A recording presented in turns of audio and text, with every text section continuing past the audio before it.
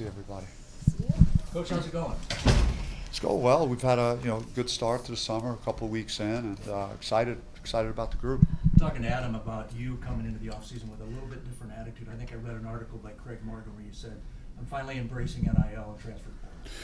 I've been focused. We worked really hard in the off season with fundraising and the portal and high school, and we just really got after it and did the best we could to try and put together a team that has potential. And there's a lot of optimism. I've seen a lot of good things happen so far, and we're not entirely complete yet. We're still a couple of guys short that'll be joining what we're doing here in the short term. So we're excited about what we're putting together. Was that a change in attitude from you? I read where you were talking about, hey, I'm a traditionalist, right? I was dedicated to Duke. I played there. That's the way I looked at basketball, and now it's different. Yeah, I've always been a purist about the game and especially the collegiate model. But it's a different world, and you have to adapt. And I've tried to, like I've said, I think come out of my comfort zone to really ask for more assistance from our key donors and people have really stepped up in support of our collective, and so it's enabled us to have the opportunity to bring in some guys that I think are really prepared to compete in the Big 12 this year. Adam said he learned not to F with you with the way you recruited and were so aggressive this offseason. I mean, how does that feel Could you repeat that, please? I have to keep it clean, but that is what he said. That's exactly what he said. Yeah, you know your nickname, right, on social media, so it's just revisiting that. But just how does that feel to hear your players, a veteran like that, kind of taking on that leadership role and appreciating the moves you've made? Yeah, Adam was a winner, most of his career, and he didn't like going through last season, so I think he is excited to see the talent that we've added to the roster, and that the competitiveness in our workouts now is probably telling him that there's good things to come if we continue to stay the course. And it's going to inspire him to work harder. He knows he's got to step up his game because we got some really good players in the gym, and so I'm excited that he feels that way. What are you looking forward to in the Big 12? What are you looking forward to?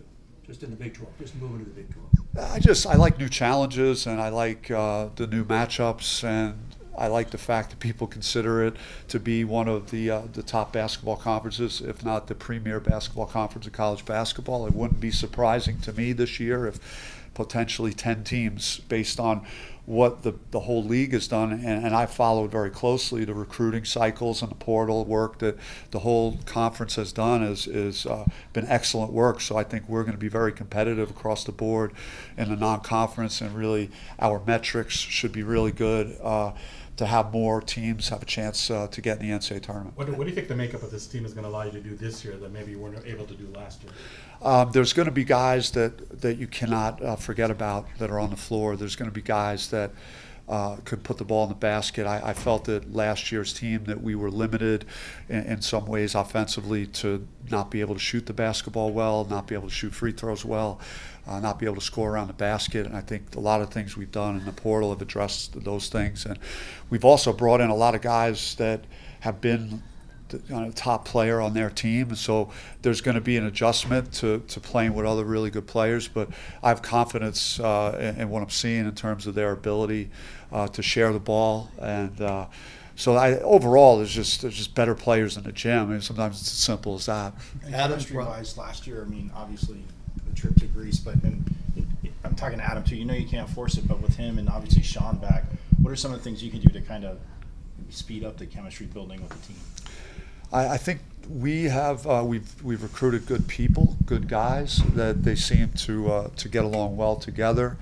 They're very focused guys. Like some of our premier portal guys have 1 year left, and they have to make this year work. And they're not thinking about just whatever they did in the portal financially. They're looking at like their future as pros potentially. And we have high school guys that have tremendous reputations that are on NBA draft radar, that are going to come in here and with something to prove and motivated to do more beyond this year. So I think, you know, we have the returning players don't want to go through another season like that. They have their own individual reasons why they want to make this, you know, a winning situation. So I really like what we put together, the components of it, and just everybody's approach so far. Are you already kind of getting a bit of a glimpse of what the newcomers' roles are going to be come beginning of the season, specifically the freshmen? Amir Ali's been very impressive, and he, of the three guys, is the lowest rated. But I mean, he was like 51 in ESPN, but because he's 6'8", could really shoot it. Some of our shooting drills initially, and his shot making has been exceptional so far.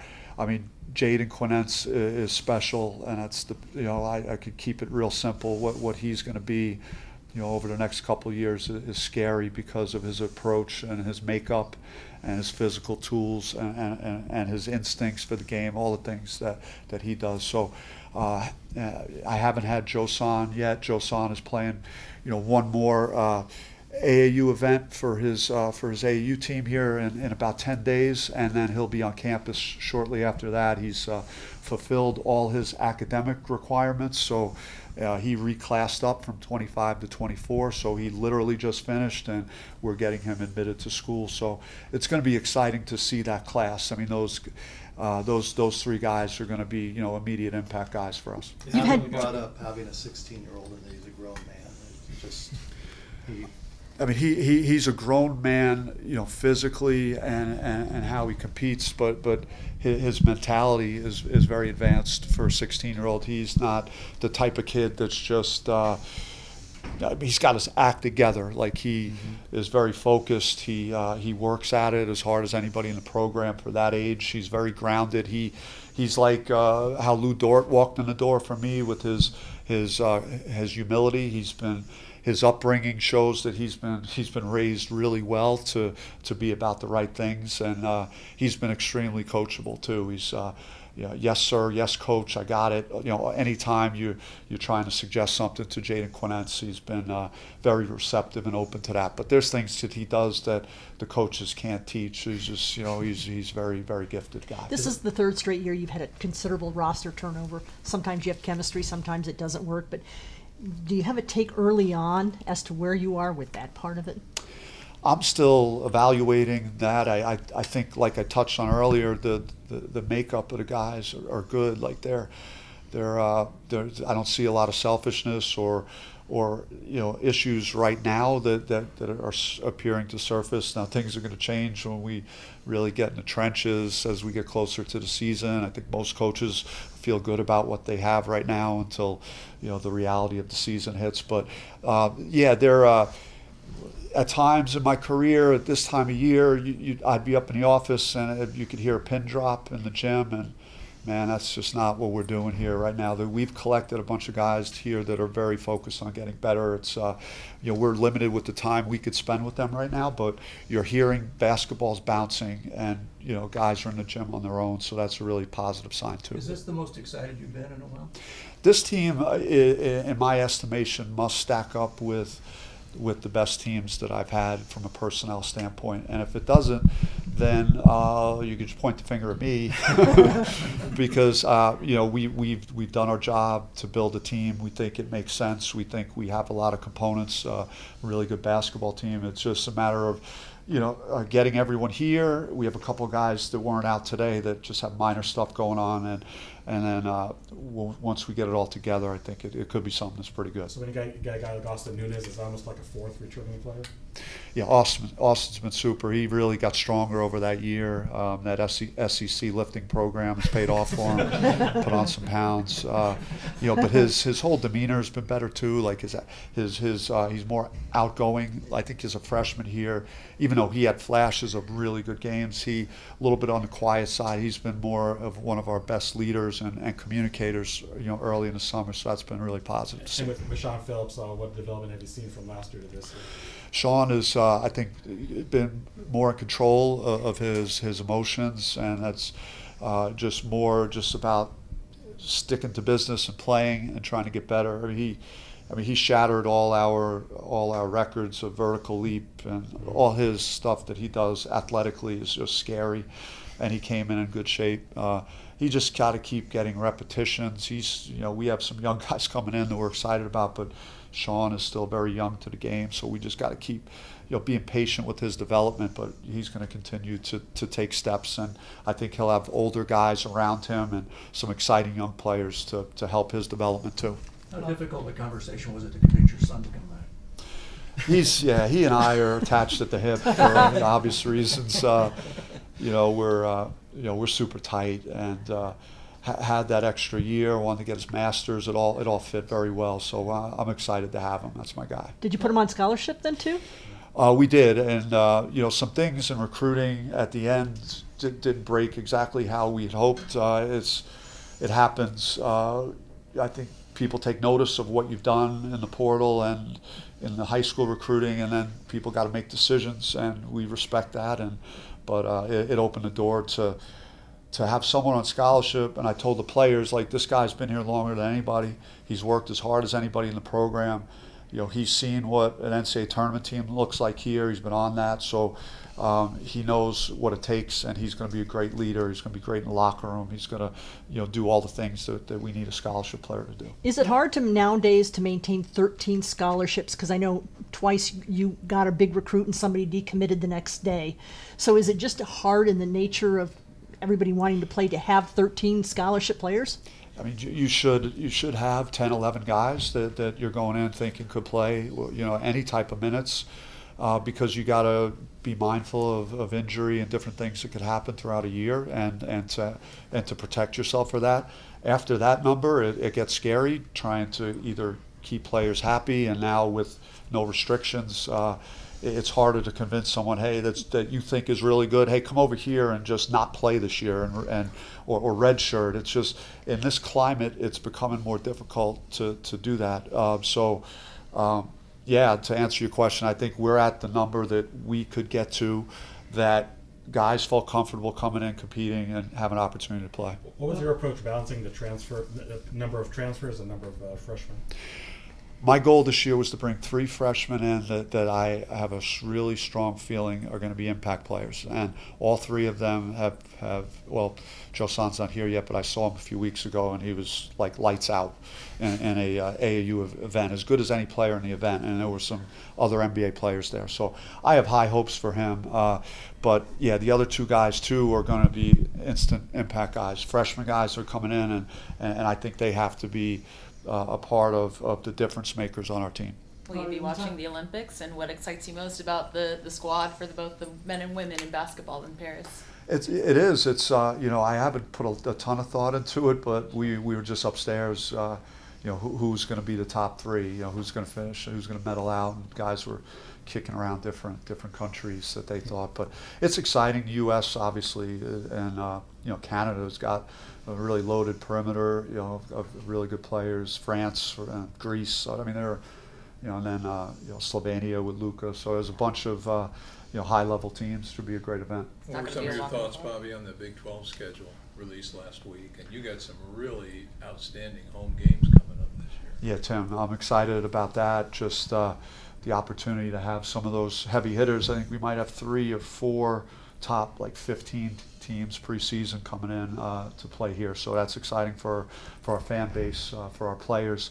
And then our road games are very, very good too. So I think there was no issues on our end. I thought we had a really good schedule put together. And the next few weeks, I think you'll start to see some more with our non-conference stuff coming out. We're finalizing contracts. I'm crazy as I've ever been with that. So you won't be disappointed. There'll be some pretty good games on the non-conference schedule. Thanksgiving in Palm Springs, right? That's right. That is public. That's done, and we don't have our opponent yet exactly, but we're in there with New Mexico and St. Mary's and obviously USC. So quality field there in Palm Springs. Coach, just quickly looking back, how much of a sounding board were you for your brother with that Lakers job?